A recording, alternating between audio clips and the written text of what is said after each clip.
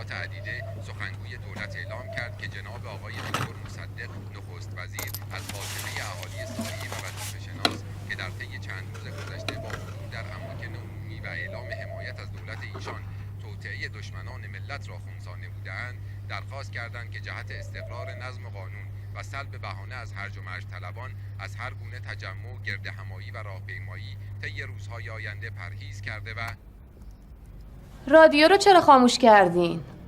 حرفای خارجی میزنی بابا. آخه یه مش چرت و پرت و دریوری که گوش کردن نداره. آی گفتی تو این چند روز که شاه رفته این مملکت شده هرج و مرج خونه. هر کسی داره ساز خودشو میزنه. احمد ناکو. آره والا. اتفاقا اینا که هرج و مرج راه انداختن همون نوچه های شاه و دربارن. میخوان بگن دکتر مصدق از عهده اداره مملکت بر نمیاد. ده نده. معلومه که بر نمیاد. آخه زیر پتو که نمیشه مملکت رو اداره کرد. آقا جون شما هم که عیناً حرفای همونا رو میزنین. میبینی خانم؟ میبینی؟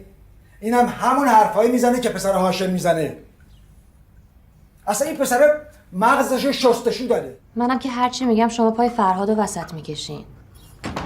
مامان کیف مدرسه من کجاست؟ سلامت کو. سلام، صبح بخیر. چه خوشتیپ شدی؟ زل تابستون مدرسه رفتنت چیه؟ انجمن دختران پیشرو مادر من. لازم نکرده عضو این انجمندا بشی. بخوای درس بخونی بشی تو خونه بخون. بابا اما که مادرت گفت. کلاس تقویتی هم داره، ریاضیش خیلی ضعیفه. حالا بیا بشین صبحونتو بخور. خب دیگه من باید برم. کجا بدون ناشتایی؟ قراره واسه رستوران بار بیارن. اینه که باید به موقع اونجا باشم دیگه. خب لااقل یه چای میخوردین. آخه من این عدسی رو برای کی درست کردم؟ باشه یه لقمه پنیر میزنیم دیگه. شهرزاد اومدم. بریم بابا.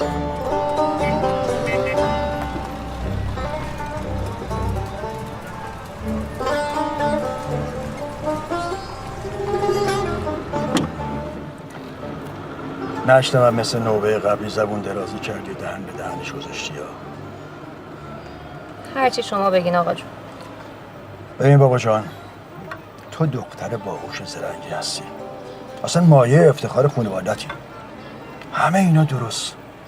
اما از قدیم گفتن چی؟ جای آینه رو بخاری، جای گیوه دم در. باباری کلا. نه اینکه ما واس خودمون کم کسی باشیم ها. نه. اما به هر حال چه بخوای چه نخوای ما هر چی داریم صدقه سری بزرگاواست. آخ که این نون صدقه‌ای چه تلخه آقا جون. حرفا خارجی میذاری پدر سوخته. از زود بخونه بابا جان. میبینی که اوضاع مملکت چپل چپوله. چشم. ممنون آقا جون. برو بابا جان برو.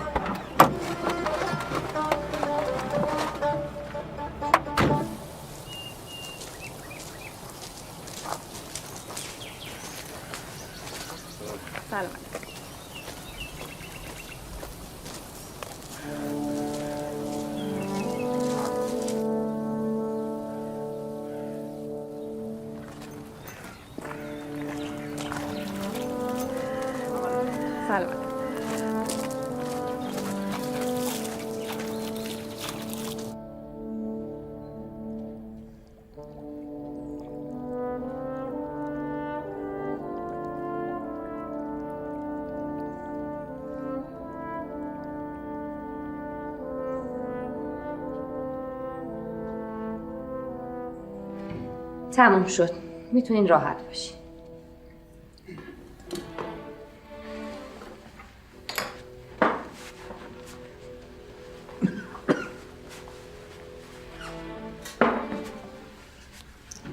دست درد نکنه.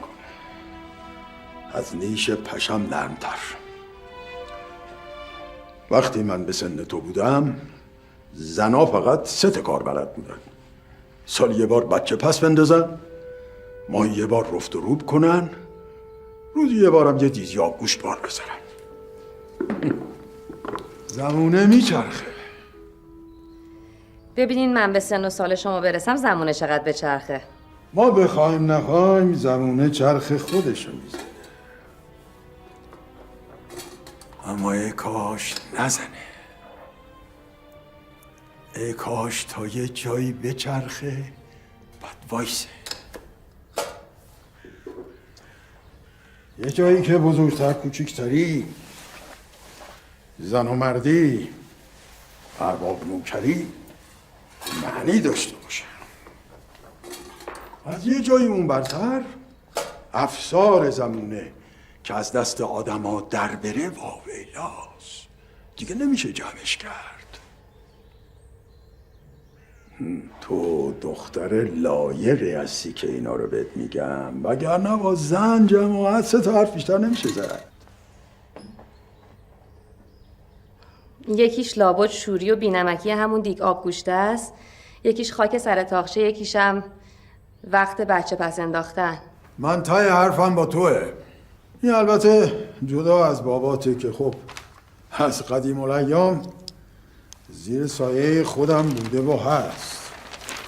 دختر جون، اونی که بخواد بیفته جلو به خیالش بزنه که باید چرخ و هل بده، یه جایی میبره، کم بیاره، زیر همون چرخ له میشه. من نمیخوام چرخ و هل بدم، دارم زندگیمو میکنم. زندگیتو نمی کنی. زندگی زن همون 3 تاست که گفتم. این که رخت مردا رو تن کنی، عین مردا کار کنی، به همون چیزایی فکر کنی که مردا فکر میکنن، یعنی زندگیتو نمی کنی. به چسب زندگیت. یه روز برسه که بگم بیا آمپولمو بزن، بگی نمیتونم، گرفتار شوهر بچم. میفهمی چی میگم؟ بله. تو دختر عاقلی هستی، زودتر شوهر کن، شوهرت بیار سر عقل. اونم تو این روزا که از هر سوراخی یه شری شره میکنه.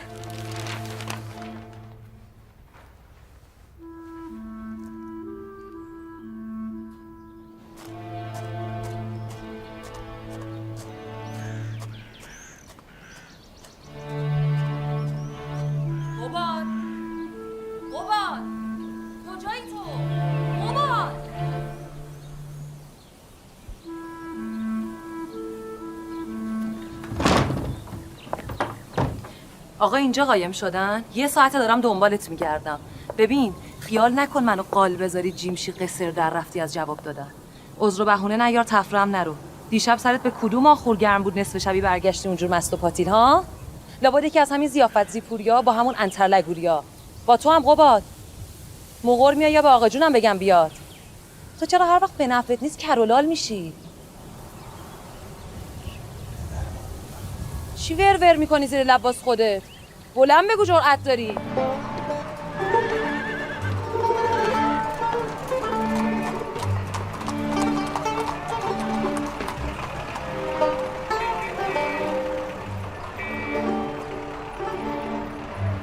هست ولی این تخته همش ابریشم اصفهانه، یکم مزنش سنگین‌تر از جیب شماست.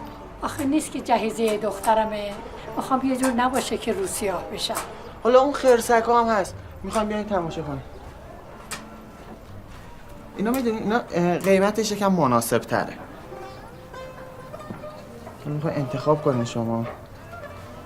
اصغری. بله آقا. الان میام خدمت. بله. ببین همشیره چی میخواد؟ از همون طاقه ابریشمی ها ببین کدوم باب تر بشه، همال خبر کن ببره. آقاشه میشناسمش آقاشه، یک از 10 ندارم، اون شوهرش علیل افتاده گوشه خونه، پول فرش ندارم بدن آخه. دیگه بدتر علیلی که خبر نمیکنه. تو جای اون بودی علیل افتاده باشی گوشه خونه، ایوه یه اصغری نامی نادت خفت میده واسه 30 سالگیش. انا چیکار میکردی؟ بلا به دور آقا. باشه بفرم همشیره، این خرسکا رو ولش کن، اینا مشتری زیاد داره. شما از این طاقه ابریشمی بری برای ما منفعتش بیشتره. پولش چقدر میشه حاج آقا؟ حالا یه جوری با هم کنار میاد. مشهد، قزوین، تبریز، کاشان، شیراز، هر کدومشون میخوای انتخاب کن، حالا بعداً حساب کتاب میکنه. خدا الهی از برادری کمت نکنه. چشم. الهی خیر ببینید. انتخاب کنین شما. همین روحی از همه بهتره. سلام هاشم. باش. هم ما فقط. سلام. اینجا چی کار میکنی مرزیه؟ وا نمیدونستم برای سر زدن به شما بچه پار خبر کنم.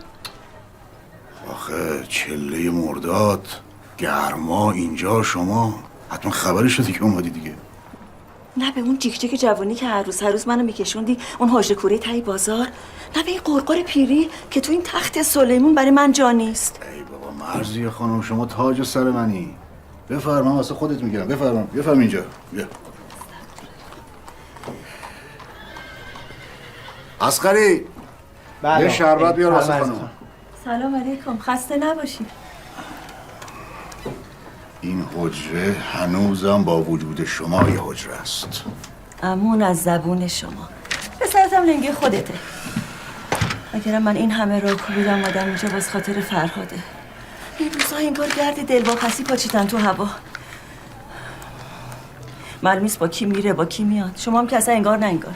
فرهاد کم مونده که ریشش برسه به نافش. بچه نیست که اینقدر نمیخواد برای نگرانش یه باشی. مادر بچه که 100 سالش هم بشه باز بچه است. حاج آقا من اینو انتخاب کردم. مبارکه، ایشالله به خوشی. به سلامتی حاج خانم. سلامت باشین. جهیزیه است. میشه برم خرید کنم بیام بعد ببرمش؟ بفرمایید. خیر ببینید. خدا حافظ. خداحافظ حاج خانم. خداحافظ خانم. خداحافظ. خلاصه این که دیوارای خونه برام تنگ اومدم سنگام با شما وا بکنم. خدا بخیر کنه. زودتری تا این رفقاش از را به درش نکردن باید دستشو بذاریم تو دست شهرزاد. خوبیت نداره پسر دختر جوان جیک و ویکشون از یه حد بیشتر باشه. شوخی که نیست، آتیشو پنبه. من حرفی دارم. هاشم خان قربونت برم، حرف شما براش برو داره. باش حرف بزنید، آخر باش اخ کنون و به سلامتی را بندازید. چشم، همین امشب باش حرف میزنم. امر دیگه؟ چشمت بی بلا.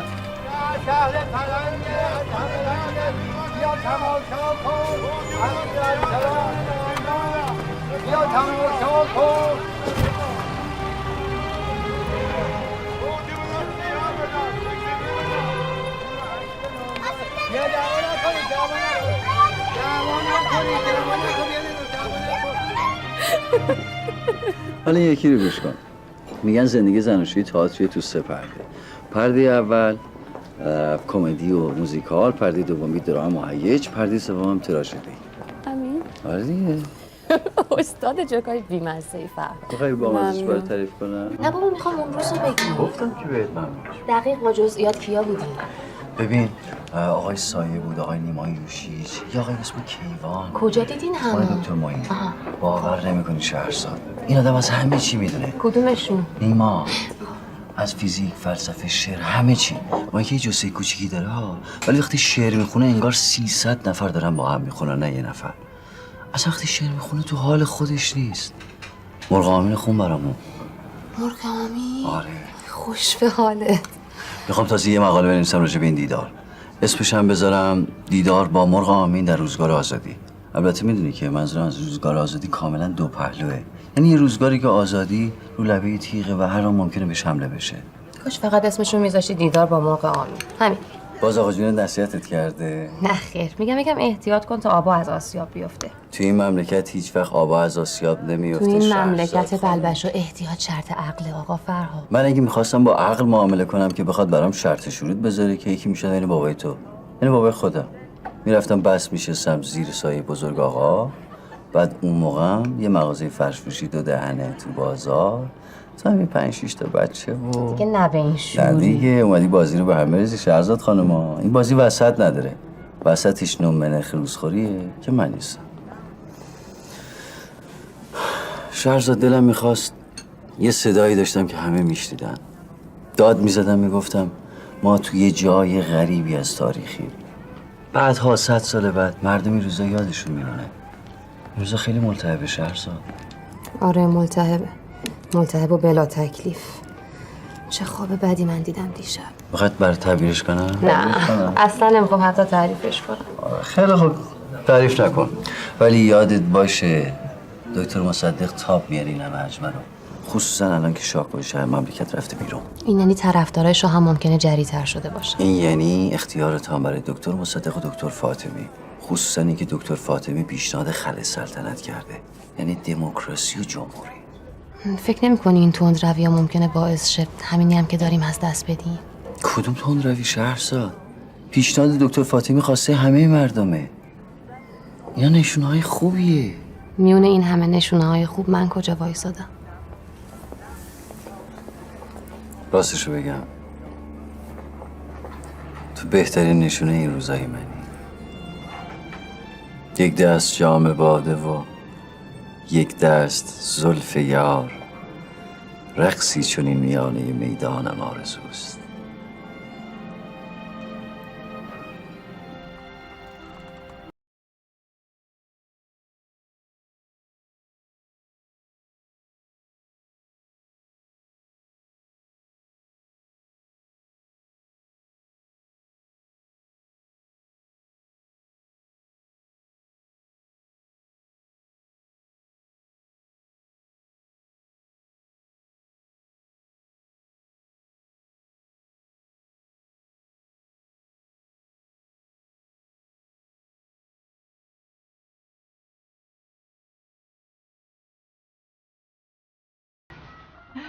میگم قباد فردا سرتو خلوت کن بریم لاله‌زار. دختره آقای قاضاریان، اونم با چه فیس و افاده‌ای. میگفت یه مغازه باز شده اسمش بونژوقه، کراواتای مد روز میاره از فرنگ. چی همش 4 تا دونه کراوات نخ نما داری یه خط در میون میزنی؟ تو بگو تو چشمام با دختر قاضاریان میخوای خرم کنی ورم داری ببری اونجا، دوباره یه سرویس طلا جواهر پیاده‌ام کنی. به کراوات زدن هم چیکار داری؟ تو لیاقت نداری. منو بگو همش فکر سر و شکل تو هم. تو لیاقتت همون کهنه کرباسای ممدلی میرزاییه. بیرا نگفتن خلای خرچ لایق. چیه؟ شام حاضره خانم. پاشو آقا جونم منتظره. پاشو.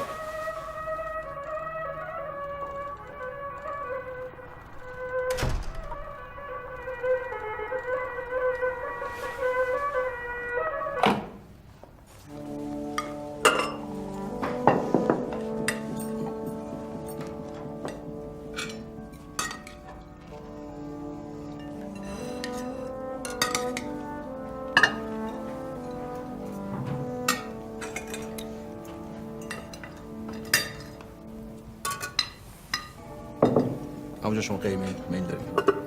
سوپم رو بخورم. شیرین جان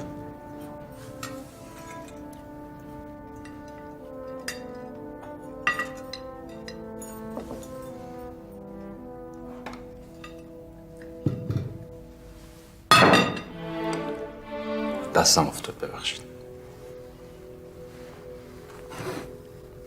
ببخشید من دادم افتاد سرم درد میکنه، خیلی اشتها ندارم. با اجازه. بگه بشین. اگه اجازه بدیم برم بخوابم. تو قاموس این خانواده نبوده که مرد قبل از زنش بره بخوابه. اگه رخصت بدیم ممنون میشم. گفتم بشین.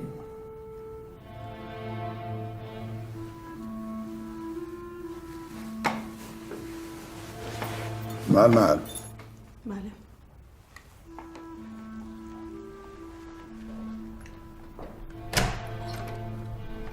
سپردم به اوستاسن بگن بیاد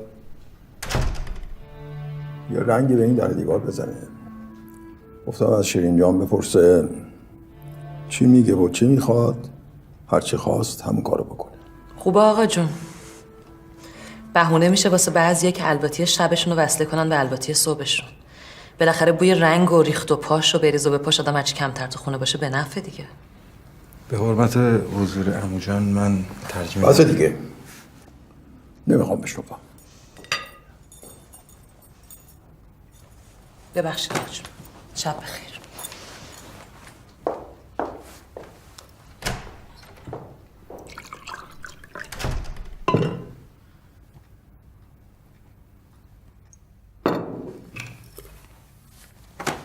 ببخشید عمو جان. تو بشین.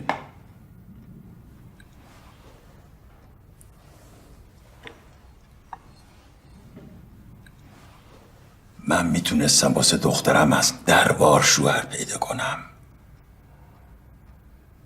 اما نکردم. فکر کردم فامیل گوشت همه بخورن استخون همه دور نمیندازن. شیرین هر عیب و علتی داشته باشه که نداره، تو مثلا مردی، مرد باید یه جایی بشینه که زنش بهش تکیه کنه، چشاشو هم بذاره مردش به جاش فکر کنه، تصمیم بگیره، راه بره. اگرم یه پنجه کشید باید یادت باشه مردی، چشتا هم بذاری. وگرنه چه کاری بود که خدا از 2 خمیر زن و مرد رو بیافرینه ها؟ گوشت به منه یا تو عالم هپروتی؟ نه دارم گوش میدم عمو جون. شاید چیزی که شما زیاد ازش مطلع نیستین اینه که راستش من حال شیرین رو خوب میفهمم. میدونم دردش چیه. همه قصهش اینه که چرا بچهش نمیشه. تفلک از زمین و زمان شاکی سر من خالی میکنه. اب نداره، من بهش حق میدم. با اجازه.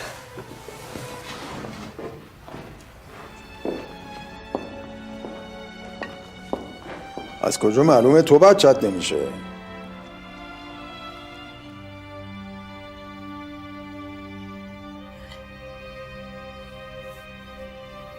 شاید.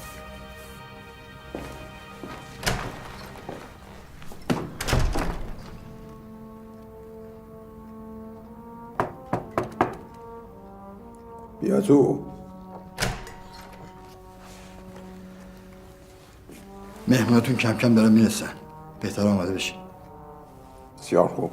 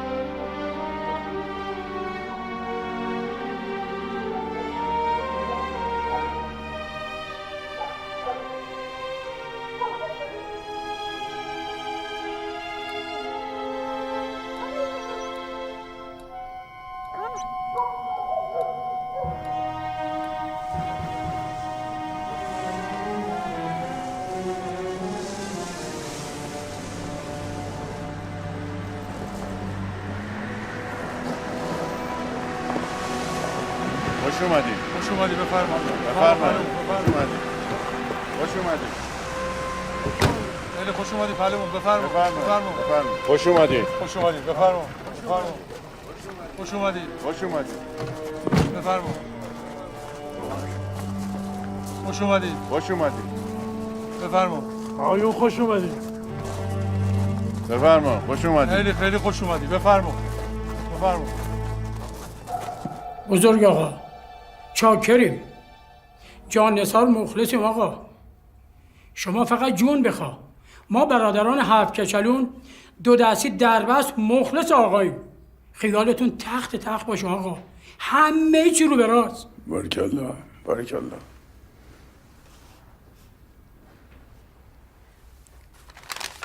ممنونم آقا. آقا شب تارمون روشن شد به جمال شما. اگه نگفتم فردا صبحی به خورشید خانم، آخه زیپوری واس چی در اومدی؟ بزرگ آقای ما خودش خورشیده. تو چراغ نفتی هستی، برگرد برو خونت. آره فردا به نفع همه از تو خونه بمونه.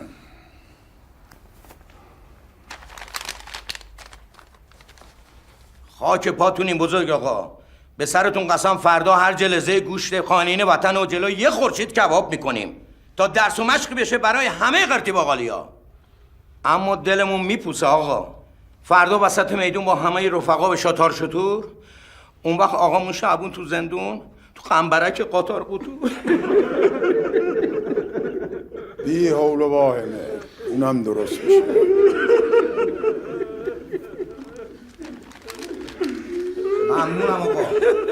عجب. از نوک مژگان میزنی تیرم چند تیرم چند تیرم چند غم عشقت مرا از پا افکن پا افکن پا افکن چرا میزنی میزنی میزنی میزنی یا چرا میکشی میکشی میکشی میکشی یا باشه شما اینجا یه قرار مهمی دیگه هم دارید؟ اونا کار خودشونو بلدن. ما اینجا باشیم تکلیف احوامون ناس روشن کنیم واجب تره. چشم. غم عشقت مرا از پا افکن پا افکن پا افکن چرا میزنی میزنی میزنی میزنی یا نامک مژگان همه خلق جهان به خدا همه پیر و جوان را همه پیر و جوان را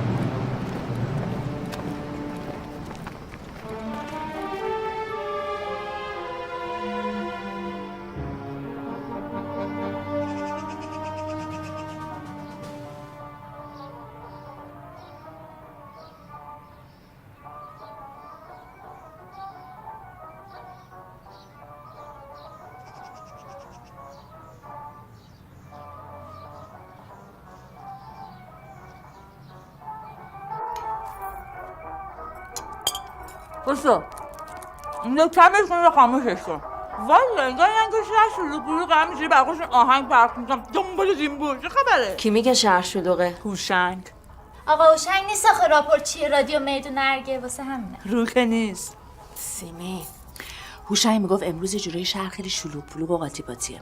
خیلی هم نگران حال آقای مصدق بود که وقت بلای سرش نیاد. خب پس چرا پا نمیشه بیاد پیش زن و بچهش؟ بابا هوشنگ اداره جاتیه همینجوری سرش حساب تو حساب کتابه همینجوری برچالوس کده که نمیاد بشینه بر دل من. به به ماشاءالله کجا ایشالله آبجی مثل ماه شدی. تو مثل ماهی سیر تو سماقی. کجا؟ بی خبر. باید برم مامان با فرهاد قرار دارم. قراردونتون پر نشد انقدر با هم دیگه قرار میذارین؟ همینجوری خوبه دیگه منم میخوام زن یکیشم مثل فرهاد. لعنت به شیطون بی حیا. سیمی چی گفتم مگه؟ راست میگه مامان چیزی نگفت که. تو بی خود پشتی این در نیا این وکیل بسی نمیخواد که. خودت هم برو لباستو در بیار بیا بگی بشین امروز روز کوچه رفتن نیست.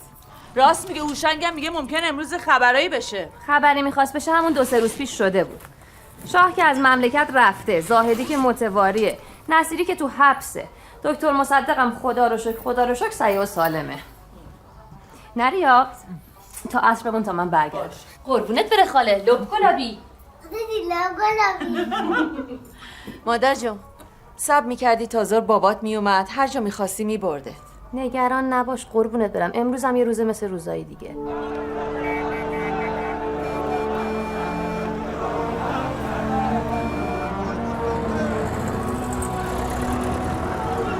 چه خبره دوباره؟ چی بگم خانم؟ مملکت که نیست دیوونه خونه است. اینا مگه طرفدارای دکتر مصدق نیستن؟ پس چرا دارن فرار میکنن؟ میگن ارتشی کودتا کردن. ببخشید خانم من دیگه از این جلوتر نمیتونم برم. اوضاع خیلی قاراش میشه. خیلی خب آقا بزن همین بغل من پیاده میشه. هر جور که مایلید. بفرمایید.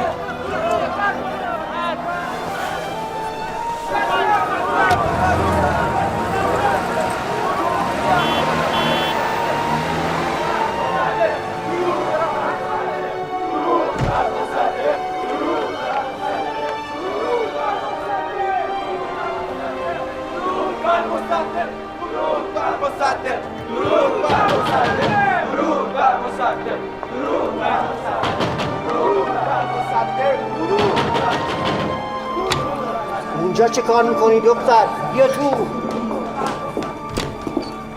واسه چی امروز از خونه اومدی بیرون؟ قرار قرار داشتم اینجا. قرار چیه دختر؟ امروز سگ صاحبشو نمیشناسه. یا آقا اینجا نیومد عینک میزنه چشای روشنی همون که داره. همش با هم میای؟ نه خیر نیومد.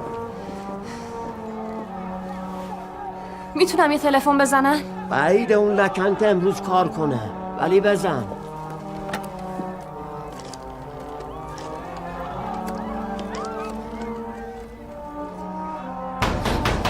این چاگادا رو مثل الو؟ الو؟ آقای دماوندی هستن؟ بلندتر کی؟ آقای فرهاد دماوندی اونجا هستن؟ گوشی فرهاد بیا یه خانمی واسه کار داره نمیدونم. الو حالا سلام چشم تو کجایی؟ با بر چه خون اومدی بیرون؟ فرهاد این سر و صداها چیه؟ شیشه یعنی چیزی دارم میام تو؟ با همه اونجا گیر افتادی. کیا این؟ خیلی خوب فرهاد تو رو خدا مواظب باش، من میترسم. نه چیزی نیست نگران نباش. ببین تو همون کافه بمون. زنگ میزن آقا جمشید آقا جون من بیا دنبالت ببرد. الو شهرزاد. الو شهرزاد. الو خیابونا لومه میزن از نظامی ها و یه مش لاتولوت چماق دار. ترسیدیم بیشتر از این بزنن. از بهارستان هجوم آوردن به دفتر مجله و روزنامه ها. کجای بهارستان؟ از خود میدون تا چهارراه نادری همه جا هستم. برم کجا میخوای بری؟ باز کن درم باز کن، باید برم. مگه نشنیدی؟ تو رو خدا موسیو باز کن درم، من باید برم. میزانت آسنه.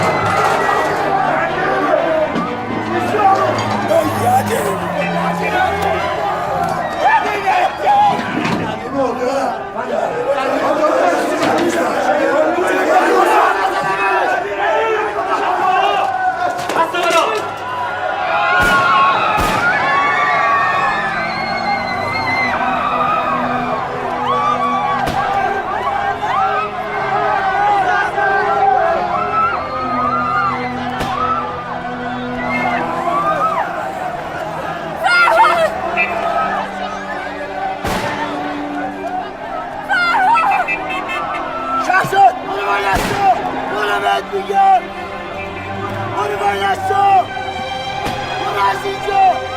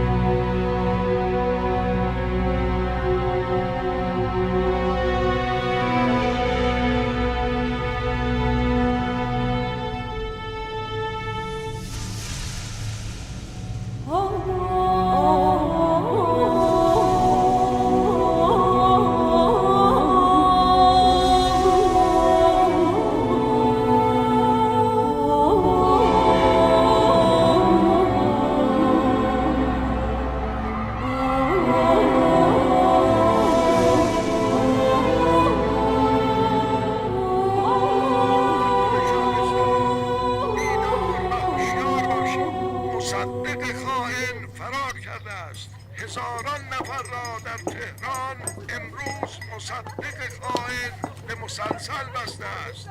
من که با شما سخن میگویم میر اشرافی نماینده مجلس شورای ملی هستم. امروز در تهران ملت قیام کردند و خانه مصدق من پهمه بزرگ شده عادت به حبس زده. ای خدا فرهادم طوریش بشه به خدای کعبه هاشم خان جلوی چشت خودم ها ریز ریز میکنم. خانم جون این گلگاف زبونو بخورین خوبه براتون. تو فرهادم سر سلامت نیاد از حبس بیرون لبه هیچی نمیزه.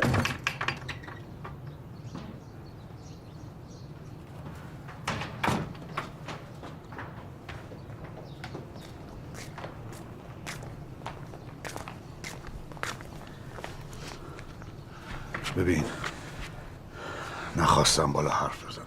حالا روزش که میبینی مادر دیگه بچهش ها، ولی با تو میتونم راحت باشم دیگه. ببین من چرا خاموشی چند نفری رو فرستادم که برن از خانواده مقتول رضایت بگیرم. خب میگین مقتول 4 ستون بدنم میلرزه. این چه بلایی بود سرم اومد.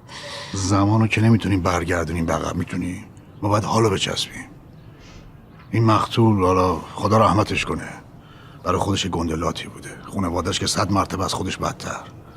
رضایت گرفتن از اینا کارستون. یعنی چی؟ یعنی ممکن رضایت نداره؟ ببین اگه میخوای جزف حذر را بندازی که من حرفمو درز بگیرم برم پای کار زندگی خودم. بگی تو رو خدا بگی. خونبهاش هر چی که باشه شده تمام زندگی من بفروشم، میفروشم، خونبهاشو میدم. اما تو نمیخواد به اینا کار داشته باشی. من فقط یه چیز از تو میخوام، این چند روزه هوای مرزی رو داشته باش. همین.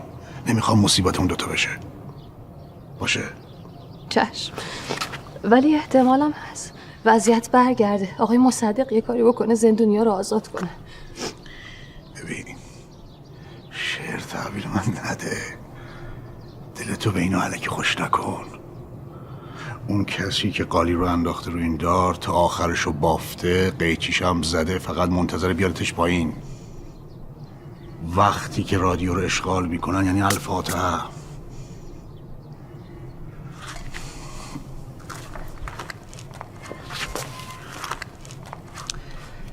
یه چیز دیگه هم میخوام بهت بگم.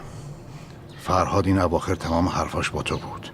چیزی هست که من باید بدونم ولی نمیدونم، راجب رفیقاش، کاراش، پنهونکاریاش. پنهونکاریاش؟ فرهاد پنهونکاری نداشت. نمیدونم، گفتم شاید با مقتول یه خورده پرده چیزی داشته باشه. من اونجا بودم آقا هاشم، تصادف بود، اصلا همون نمیشناختن، نه اون اینو نه این اونو، من به چش خودم دیدم. خیلی خوب.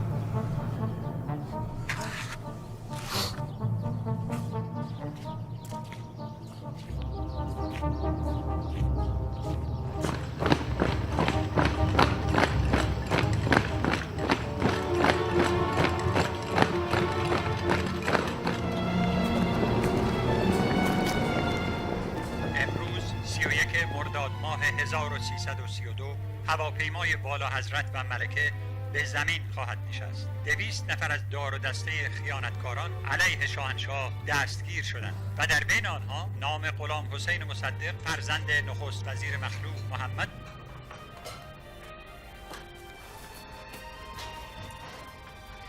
داشتم گوش میدادم آقا جون. تموم شد بابا. همه چیز برگشت به حال سابق. فقط این وسط یه عده جوون ناکار شدن. غذاتم که نخوردی. گفتم که اشتها ندارم. با این حساب این رشته سر دراز دارد. یعنی چی؟ لامصب یه لات آسمون جلو نفره نکرده که جان نثار اعلی حضرت رو زده کشته. یعنی چی؟ یعنی فرهاد زندونی سیاسیه. یعنی اقدام بر علیه شخص اول مملکت. ده میدونید حکمش چیه؟ نمیدونید بابا. حکمش اعدامه بابا، اعدام. با آقا جمشید زبونتو گاز بگیر. آقا جون خدا نکنه. حرفای خارجی میزنید شما. ده نه پس کلمونو بکنیم زیر برف که مبادا مصیبت سرمون آوار بشه. ها؟ بابا جون، حساب رفاقت من و هاشم جای خودشه. اما برو خدا رو شکر کن که زن عقدیش نیستی هنوز. وگرنه خدای نکرده الان باید رخت لباس بیوگی میدوختی به جای رخت لباس عروسی.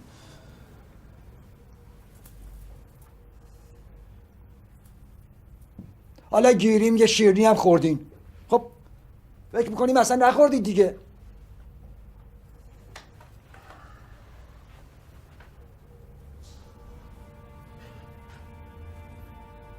دیگه هیچ وقت این حرفو نزنین آقا جون.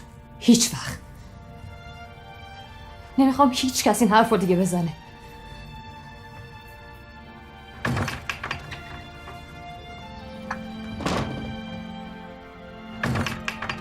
واقعا که آقا جمشید این حرف بود به دختر شیرینی خوردت زدی؟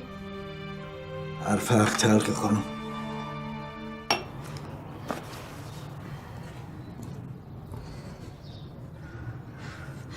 ناراحت نباش آبجی جان. درست میشه همه چی. خب سیم اینجوری یه دقیقه من تنها میذاری لطفا. ممنون.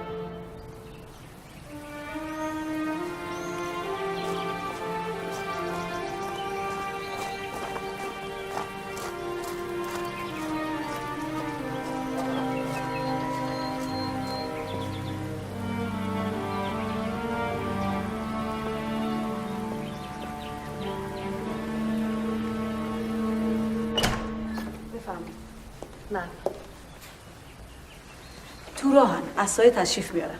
شما بفرمایید بشینید من یه چیزی براتون بیارم. چشم. ببخشید.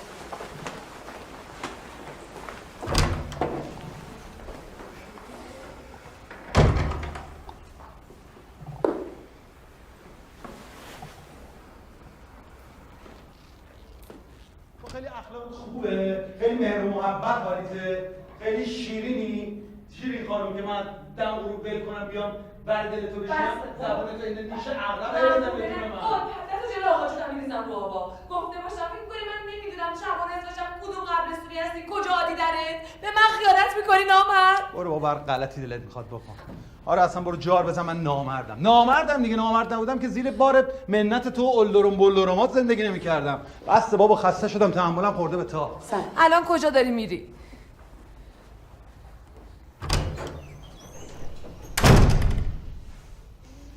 ببینم تو دیگه کی هستی؟ من اومدم آمپول بزرگ آقا رو بزنم. دختر جمشید خان هستم خانم. خونه نیستش که. کاروان سراست. درش بازه، هر کی میخواد میره، هر کی میخواد میاد. بفرمایید. گلوی تازه کنم. تو چطوری اومدی تا اینجا؟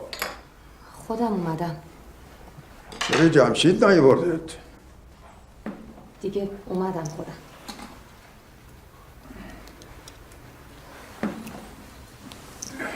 قرار بود صبح بیای نیومدی.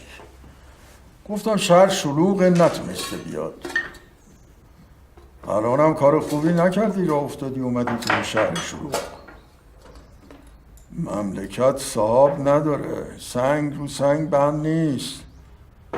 تا بیاد سر سامون بگیره وقت میبره. یه دختر تنها درست نیست بیاد میونی یه مش لات و لوت و مامورای دوزاری. بله چشم.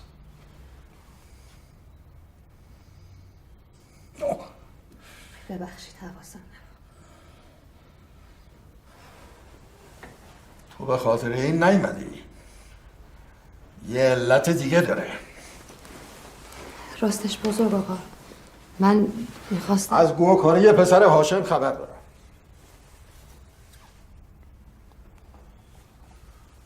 هاشم و جمشید زمینگیر شده بودن که تو راه افتادی دوره تو شهر. من نمیدونم چرا هاشم خان و آقا جونم زودتر با شما صحبت نکردن. منتها من کار خودم رو میکنم. الان فقط امیدم به شماست. از این بازیای مردونه پاتو کنار بکش دختر. باز اگه زنش بودی یه چیزی، اما اینطوری درست نیست، خوبیت نداره. زن شوهردار یه تعریفی داره، دختر خونه یه تعریفی دیگه. جمع کن بساطتو. الان میگم ماشین ببره برسونتت خونه. ضمناً هر چی تو این خونه شنیدی نشنیده بگیر. از شیرین هم دلگیر نشو. زبونش خود تنده اما دلش صافه. تو دختر عاقلی هستی. میدونی هیچ خونه ای نیست که توش از این حرف و حدیثا نباشه. بله پیش خودم میمونه. فقط تو رو خدا بگین امیدی هست؟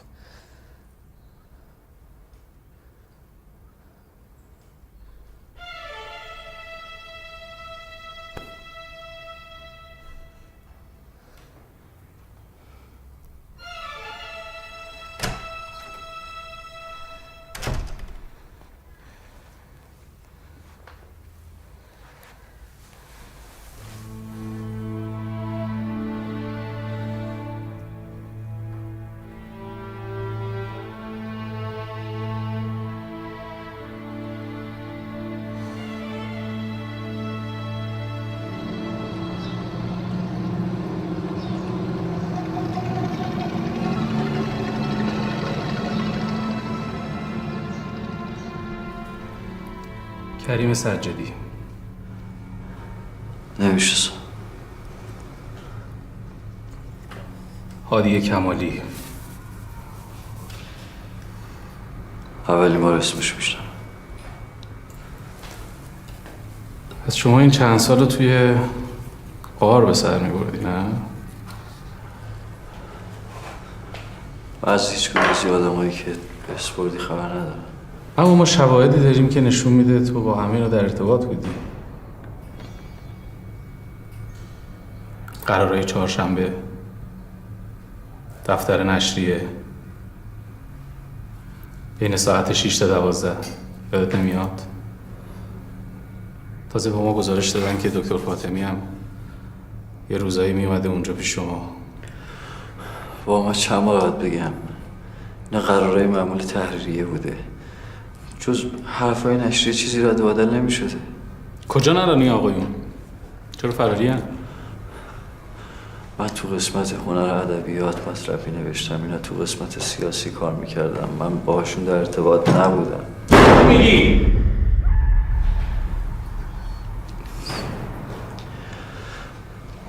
من تو موقعیتی نیستم که راست یا دروغ بودن حرفمو ثابت کنم. میفهمی؟ تو الان گردنت زیر تیغه. منو بابت همون چیزی بازجویی کنید که به خاطرش اینجا. به زعم شما دستای من به خون راه است. خب میتونی خودتو نجات بدی با یه سری اطلاعات مختصر که از اینجا درسم نمیکنه، با یه امضا پایین برگه. چی؟ یه اعتراف کوچولو در رابطه با اینکه نشریه شما یکی از مراکز توطئه بوده.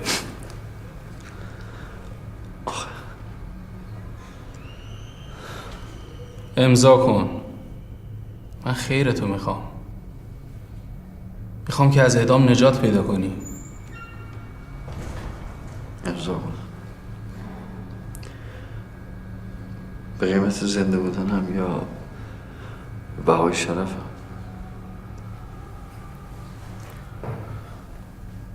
ببین جوجه مصدقی، شرف آدم تا وقتی محل اعتناست که زندگیش به مخاطره نیفتاده باشه. تو اول زندگیتو نجات بده، بعد یه فکری به حال شرفت بکن. شما از من میخواین پای برگه‌ای رو امضا کنم که ممکنه باعث دردسر برای چند تا آدم بیگناه بشه؟ نمیتونم. سرباز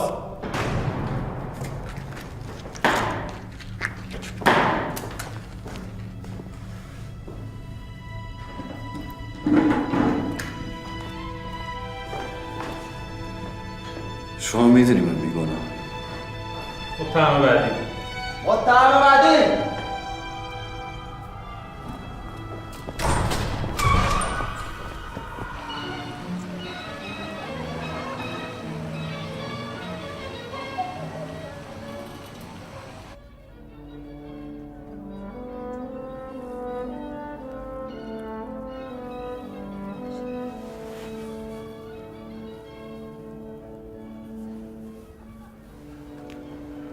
سلام آقا.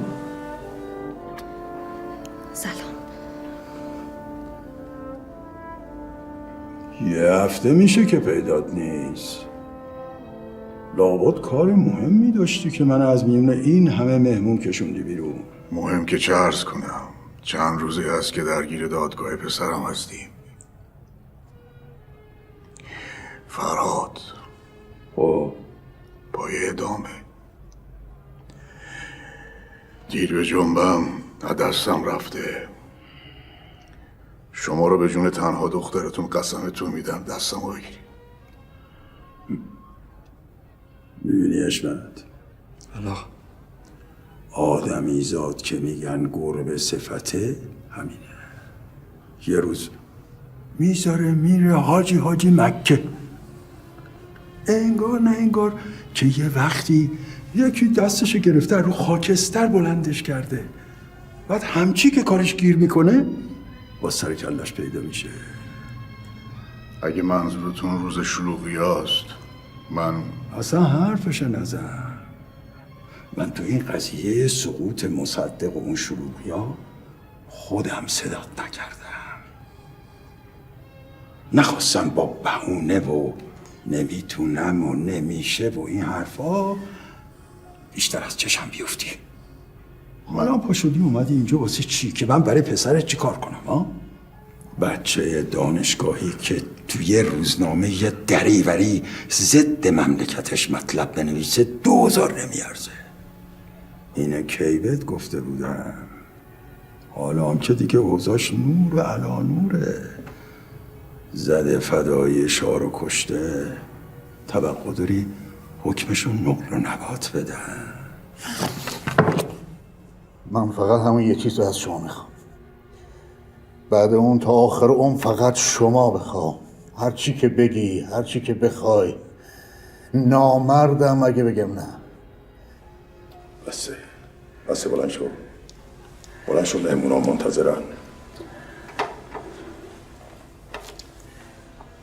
این هرس و جوشارم که الان میخوری باید قبل از این قائله میخوردی که پسرت سر به راه بشه، نه حالا که حکم سیاسی بهش خورده پای داره. مگه خدا به دادش برسه. به تو هم گفته بودم که پاتو از این بازی‌های مردونه کنار بکش. نگفته بودم؟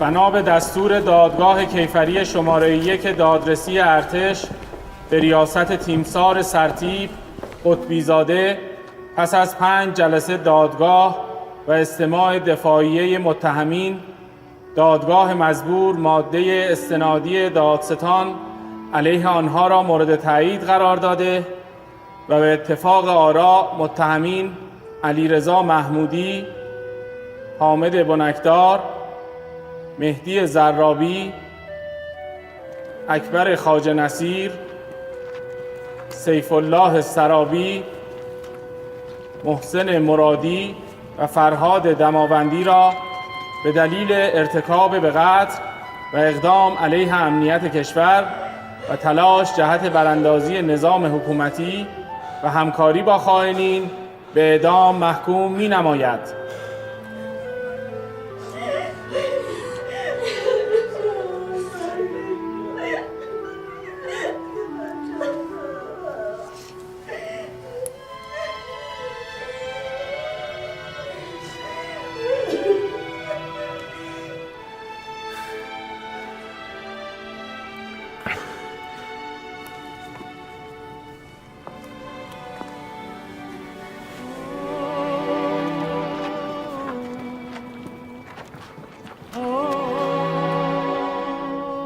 نفرات به زانو، هدف نفر مقابل.